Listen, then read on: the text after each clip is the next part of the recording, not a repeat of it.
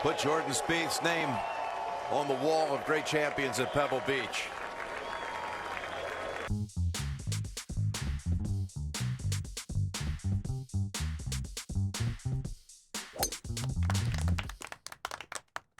You know the last and only other golfer to have 9 PGA Tour wins by the age of 23?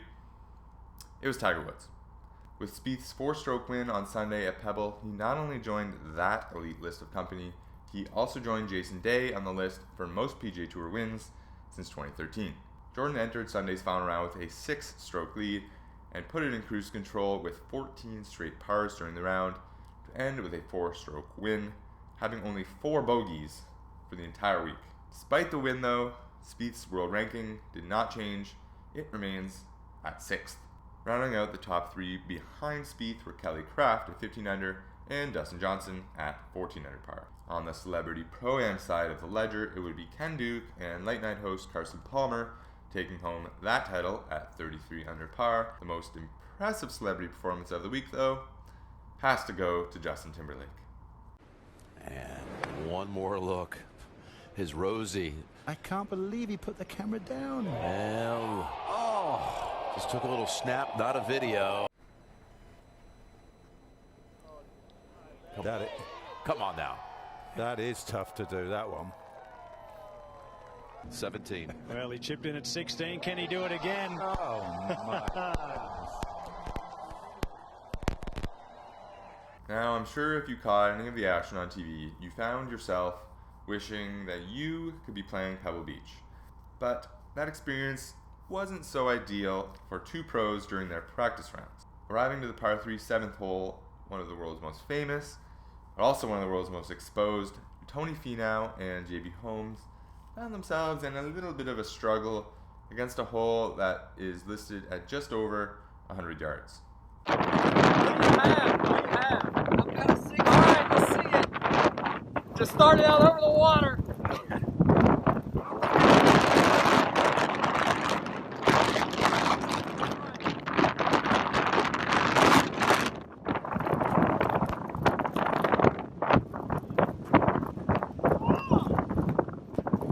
Oh yeah! Yeah! 6 iron! 6 iron!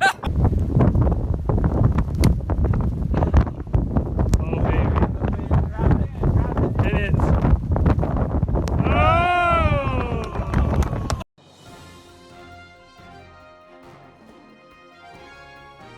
Now, one more note on Spieth. Before the event began, he was in a bit of a situation with some of the seedy underbelly of sports professional autograph seekers. Here's the situation. Spieth wrapped up a final practice round at Pebble Beach and was signing autographs for the crowd when he reached the roped-off exit at the 18th green. According to reporters observing the scene, Spieth walked past a number of men who balked at him for ignoring their request. Spieth accused them of being professionals who were only intent on selling his autograph, and when they kept barking at Spieth, one of them shouted an obscenity at Spieth as Spieth signed for a young boy. "Come on guys, there are children here," Spieth told them.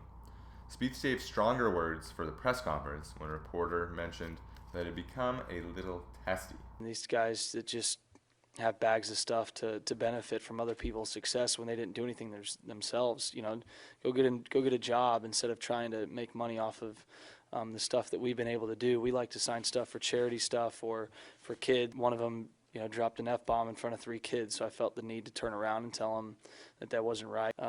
Just some scums that just bother me.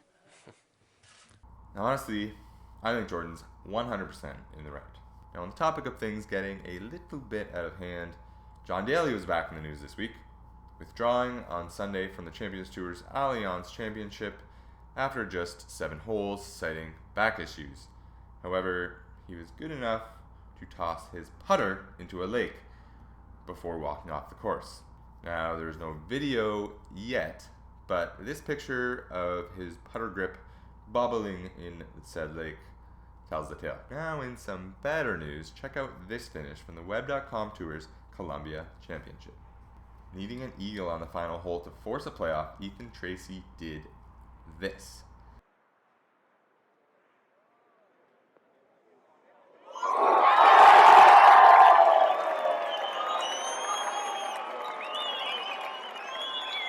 Tracy would go on to roll in a 20-footer on the first playoff hole for his first Web.com Tour title. Not a bad way to do it. And I've got another cool announcement from the European Tour to pass along. CEO Keith Pelley announced the E1 Million Golf Sixes tournament, which will be held May 6th and 7th. Let's hope they come up with a catchier name between now and then. What makes it interesting, however, is the format. 16 pairs of golfers will be split into 4 groups and then will square off in 6-hole matches. The format being best ball off the tee and then alternate shot the rest of the hole moving forward. Each team will get 1 point for each hole that they win, and the winners advancing on to the next round. In the opening round, teams will receive 3 points for each match won, 1 point for each draw, with the top 2 teams from each group advancing. Should be fun.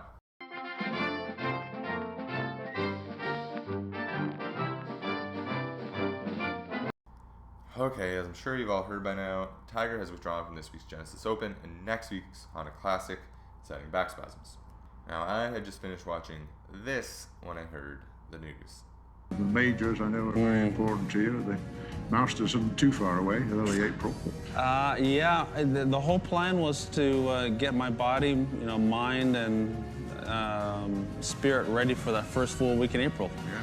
Yeah. I've done it 4 times, and I would love to do it a 5th. So, we all would. Great occasion, the Masters. It is. It's the best. Quite the bummer, as I was starting to have a sliver of hope for the Masters. Tiger will now miss out on arguably the 2 best courses and course setups heading into the Masters, this week at Riviera and next week at PGA National, home of the Bear Trap. Now, in some positive news, Tiger is one of several notable athletes involved in a new equality ad campaign from Nike. The campaign is aimed at ending racial, gender, and sexual discrimination. You'll be able to see Tiger this week at the Genesis Open, as they are one of his sponsors, but of course, he will only be there in an ambassadorial role.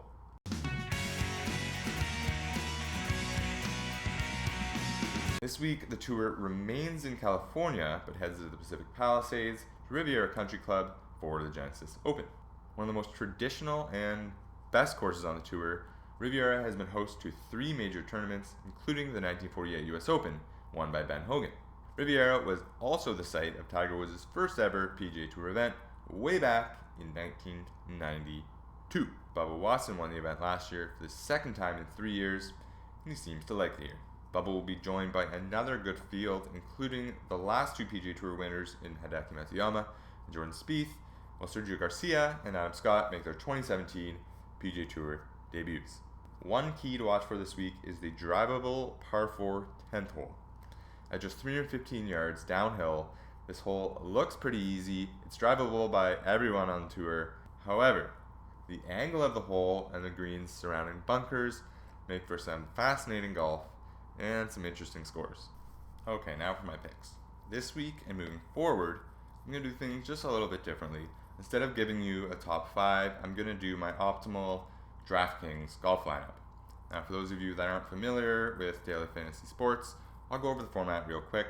Each person gets 50,000 virtual dollars to spend on 6 golfers. Each golfer in the field is ranked based on their reputation and recent form and given a salary based on that. Here is this week's lineup.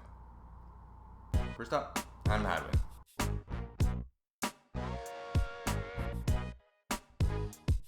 Brendan Steele.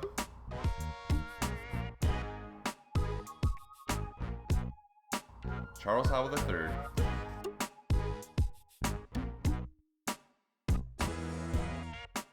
Phil Mickelson.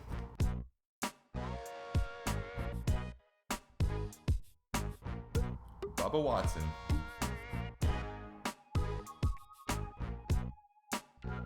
And for the final pick, there's enough money left in the queue that you get to choose between Jordan Spieth and Hideki Matsuyama. I went with Matsuyama, but either one is a safe pick.